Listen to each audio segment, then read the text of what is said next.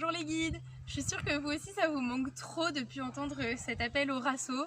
Alors j'ai décidé aujourd'hui de vous faire un petit topo sur le morse. Le morse, donc vous le savez, on l'utilise tout le temps en camp.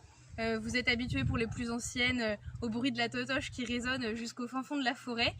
Pour les plus nouvelles, vous avez déjà commencé à le voir un peu lors de sorties avec les rassos.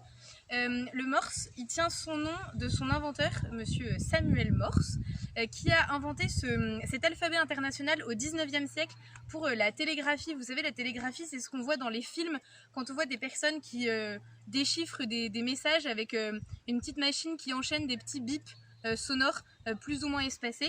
Donc en fait le morse au départ c'était ça. Il y a trois façons principales d'envoyer un message en morse.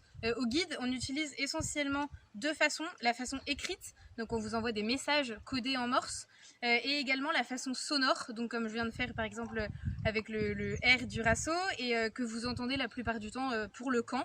Il y a une troisième façon qui est le morse lumineux, donc qui se traduit par un enchaînement de signaux plus ou moins courts et plus ou moins longs à la lumière. Les composantes de base du morse, on va dire, il y a juste deux signaux. Le ti, qu'on manifeste à l'écrit par un point. À l'oral, dans le morse sonore, le ti, c'est un son bref.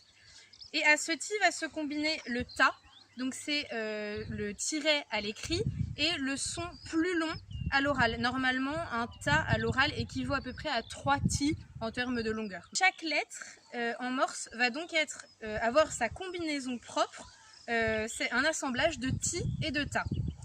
Chaque lettre va aller de 1 à 4 signaux qui lui sont donc propres. Et pour faciliter l'apprentissage et pour la mémorisation de ces signaux propres à chaque lettre, on a inventé des mots mnémotechniques associés donc à chaque lettre. Chaque mot mnémotechnique va donc comporter 1 à 4 syllabes pour correspondre au nombre de signaux correspondants en morse. La seule chose qu'il faut regarder dans ces mots mnémotechniques qu'on vous donne, c'est s'il y a un O dans une des syllabes. Car s'il y a un O, ça va correspondre en morse à un ta. Toutes les autres voyelles correspondent au ti. Par exemple, le mot mnémotechnique pour la lettre A, c'est allô. Il y a donc deux syllabes. L'une de ces deux syllabes comporte un O, la deuxième. Le code en morse correspondant au A va donc être ti, ta. Sur la liste suivante, vous avez chaque lettre de l'alphabet avec le mot mnémotechnique correspondant et par conséquent la combinaison en morse qui en découle.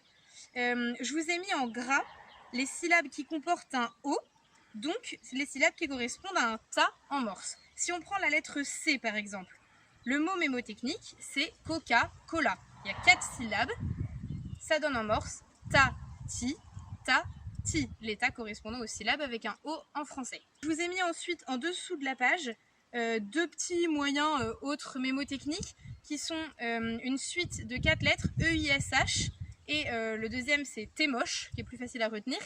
E-I-S-H, à chaque fois vous ajoutez un ti, E-ti, I-ti-ti, S-ti-ti-ti, H-ti-ti-ti-ti, et T-moche, T-ta, M-tata, O-ta-ta-ta, et en fait le son che en morse va se traduire par 4 ta, donc ta-ta-ta-ta. Donc vous avez ainsi une combinaison, un mot mnémotechnique pour chaque lettre qui vous permet de retenir la combinaison correspondante.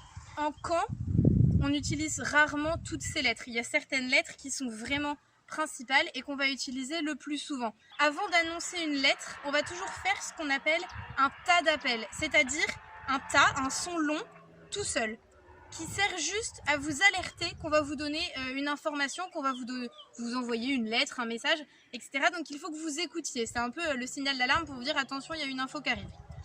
Les lettres donc majeures qu'on utilise en camp, je vous avais fait au début de la vidéo donc le R que vous allez utiliser et entendre surtout tout le temps en fait. C'est le rassemblement, c'est le R donc pour vous inviter à venir nous retrouver. C'est donc ti, ta, ti, puisque le mot mnémotechnique c'est ramoneur. Vous entendrez aussi beaucoup en camp le I, je vous le fais. Donc vous voyez c'est deux ti. Le I on va l'utiliser pour l'intendance, donc lorsqu'on vous demande de venir chercher la nourriture pour les repas, et également pour l'infirmerie. Alors pour éviter de confondre les deux, en général pour l'infirmerie on va vous sonner inf, donc les 3 premières lettres de infirmerie. Une autre lettre que vous allez entendre régulièrement en camp, c'est le M. Je vous la fais. Le M, c'est donc pour vous appeler à la messe. Donc ça, voilà, quand vous l'entendez, ça veut dire qu'on part à la messe. Une autre lettre très importante que vous allez entendre même tous les soirs, c'est le V pour la veillée.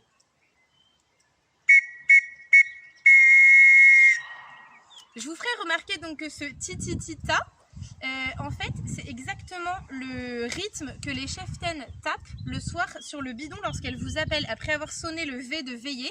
Les cheftaines tapent sur un bidon le rythme suivant. Paf, paf, paf, paf, paf, paf, paf, paf. Et en fait, c'est ti-ti-ti-ta. On ne fait que répéter le morse de V, veillée, le temps que toute la compagnie soit réunie. Une autre lettre aussi qu'on va vous sonner le matin, cette fois, ça va être le L. Donc je vous la fais. Pour lever, c'est juste ça parce qu'en général, un ta tout seul, si vous êtes un peu éloigné dans la forêt, vous n'allez pas forcément l'entendre.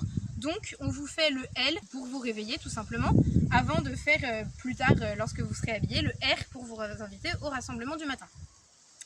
D'autres lettres qu'on va utiliser de temps en temps, un peu moins fréquemment que le I de l'intendance, mais ça peut arriver aussi qu'on sonne par exemple un D pour le dîner ou le déjeuner, et sinon un G pour le goûter. Ça arrive, donc voilà, c'est bien de savoir à quoi peuvent renvoyer ces lettres. Enfin, des lettres qu'il est important de connaître aussi pour vous en fonction de votre patrouille, c'est l'initiale de votre patrouille. Si vous êtes à la panthère, de connaître le P, au gerfaut le G, au chamois donc le CHE qu'on a vu les 4 tas, et si vous êtes au fennec, le F. Parce que lorsqu'on sonne une de ces 4 lettres, ça va être pour appeler la patrouille correspondante. Enfin, les combinaisons aussi de lettres qu'on va pouvoir utiliser parfois en camp, c'est CDP, pour vous inviter donc à faire votre conseil de patrouille, et CDC, qui cette fois est à destination donc des CP, qu'on invite à venir en conseil avec nous. Voilà, je pense que je vous ai un peu fait le débrief des lettres principales en camp. J'ai vraiment très hâte d'être avec vous cet été et de pouvoir entendre à nouveau notre cher Totoche nous appeler dans la forêt. En attendant, je vous laisse avec ce petit message et puis je compte sur vous pour le déchiffrer.